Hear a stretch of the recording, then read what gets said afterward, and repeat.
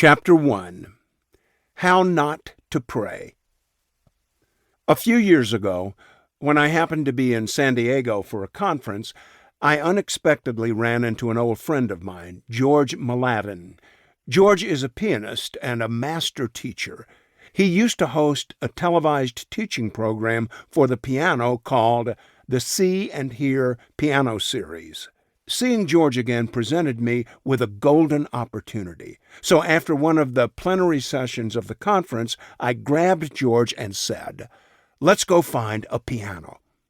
So we looked through the church until we found a choir rehearsal room, and we went in there and closed the door. I said to George, "Teach me some things about the piano, because I love to play the piano and learn new little things." So George, the master teacher, sat down at the piano and showed me a couple of little techniques that he uses in his repertoire. I thought about that afterward, about how eager I was to get George aside so that he could teach me to do something I didn't know how to do.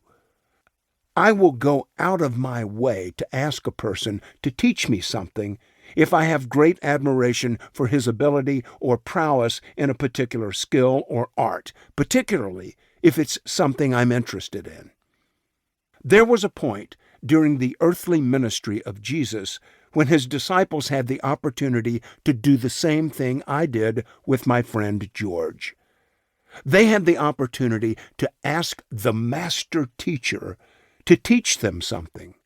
Of course, Jesus had been teaching them on a daily basis for some time already. Each of them had enrolled in his school, becoming a mathetes, a learner or student. They enrolled when Jesus said to them, "Follow me."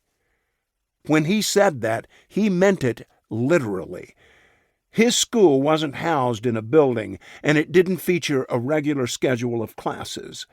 Jesus was a rabbi who had a peripatetic ministry. That is, he moved about from village to village, and his disciples went with him, forming an entourage of sorts. When Jesus called the disciples, he wasn't just saying, "Follow my teachings."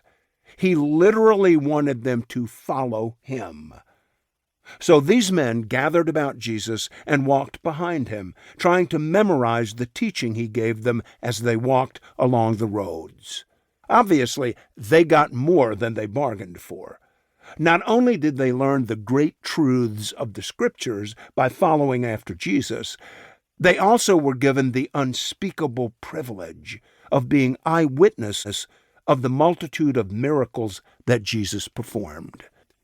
Imagine what it must have been like to have the privilege of following Jesus around day after day, listening to his teaching and watching him perform his miracles. I can think of lots of things they could have asked him to teach them. The disciples might have gone to him and said, "Jesus, teach us how to turn the water into wine." They might have asked, "Teach us how to walk on the water." Or they might have said, "Teach us how to raise people from the dead." Those are the kinds of questions I would have asked him. But the New Testament tells us of a different request that the disciples brought to Jesus. They came to him on one occasion, as Luke records it for us in his gospel, and said, "Lord, teach us to pray." Luke chapter 11, verse 1b.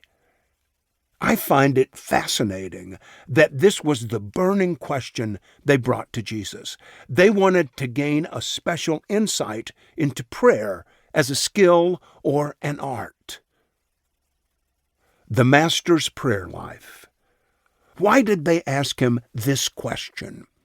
My guess is that they saw the link between Jesus' extraordinary prayer life and his power, his teaching, his character, his whole person. They must have noticed that after ministering to large crowds of people, Jesus often would withdraw by himself. He must have felt drained from that ministry.